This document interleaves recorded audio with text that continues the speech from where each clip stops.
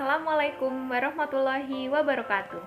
Halo teman-teman semua, perkenalkan nama saya Monika Asmerati dari kelas PBSI Pagi B semester 5. Pada kesempatan kali ini, saya akan memberikan video pembelajaran mengenai teks eksposisi. Jadi bagaimana? Apakah di antara teman-teman sudah ada yang tahu mengenai teks eksposisi? Baik, jadi sebelumnya kalian pasti senang membaca surat kabar ataupun majalah. Tentunya di media massa yang sekarang ini, kalian sangat mudah menemui teks eksposisi. Jika ingin mengenal teks tersebut, sebenarnya dalam percakapan sehari-hari pun dengan mudah kalian temukan. Ketika menyampaikan sebuah uraian yang di dalamnya mengandung pendapat pribadi untuk meyakinkan seseorang, berarti kamu sedang melakukan teks eksposisi. Kemudian pada saat berdiskusi pun, pertanyaan pernyataan yang berisi pendapatlah yang sering kalian lontarkan. Jadi, bagaimana? Kalian sudah tidak asing lagi kan dengan teks tersebut? Nah, untuk selanjutnya, pengertian dari teks eksposisi. Teks eksposisi adalah paragraf atau karangan yang terkandung sejumlah informasi dan pengetahuan yang disajikan secara singkat, padat, dan akurat. Paragraf eksposisi ini bersifat ilmiah atau dapat dikatakan non-fiksi. Kemudian untuk tujuan dari teks eksposisi yaitu untuk menjelaskan informasi tertentu agar dapat menambah ilmu pengetahuan pembaca. Sehingga dengan membaca teks eksposisi, maka pembaca akan mendapatkan pengetahuan secara rinci mengenai suatu hal atau kejadian yang disampaikan oleh penulis. Itu tadi pengertian dan tujuan dari teks eksposisi. Untuk selanjutnya, apa sih ciri-ciri dari teks eksposisi? Nah, pasti teman-teman masih bingung.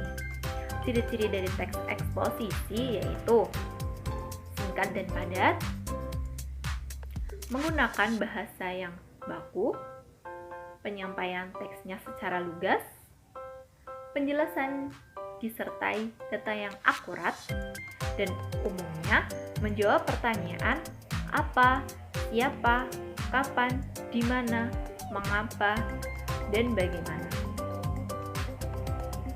Dan selanjutnya itu ada struktur teks eksposisi. Struktur teks eksposisi yaitu dibagi menjadi 3. Yang pertama tesis, yang kedua rangkaian argumen, dan yang ketiga penegasan ulang. Tesis itu apa sih?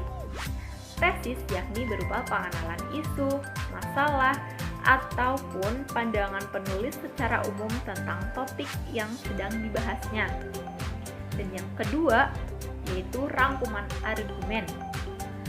Rangkuman argumen atau rangkaian argumen yaitu berupa sejumlah pendapat atau argumen dari penulis sebagai penjelasan atas tesis yang telah disampaikan sebelumnya. Dan yang ketiga ada penegasan ulang.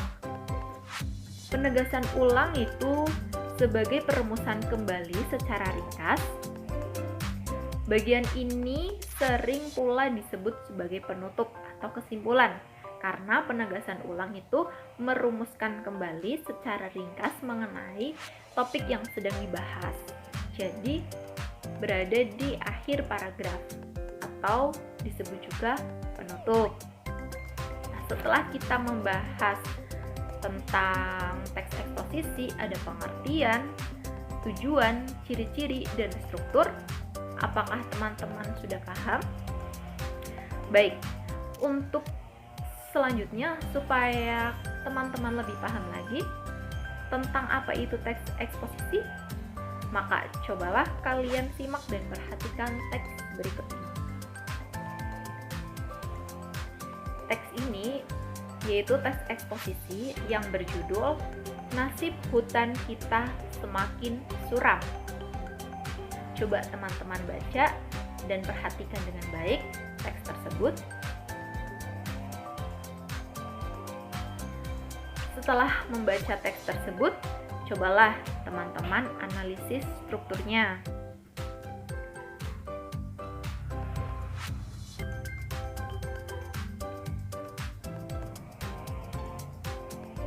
Baiklah, mari kita bahas bersama-sama mengenai struktur dari teks eksposisi yang berjudul Nasib Hutan Kita Semakin Suram. Tadi ada apa saja teks eksposisi strukturnya?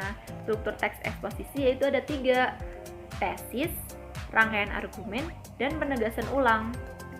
Tesis tadi itu apa?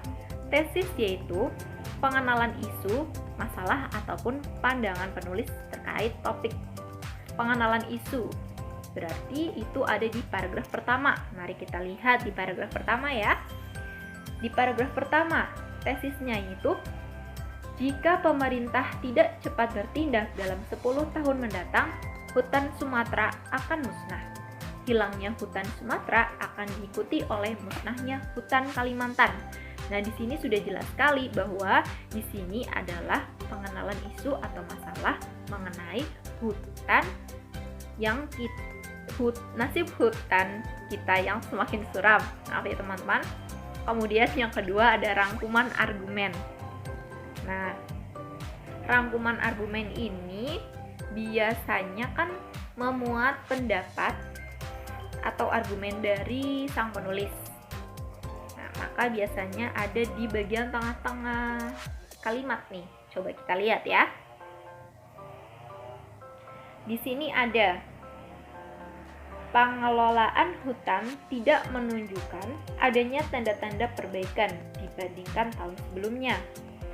Pengelolaan hutan tidak menunjukkan adanya tanda-tanda perbaikan dibandingkan tahun sebelumnya. Ini jelas sekali adalah merupakan argumen atau pendapat yang disampaikan di penulis melalui tulisan tersebut.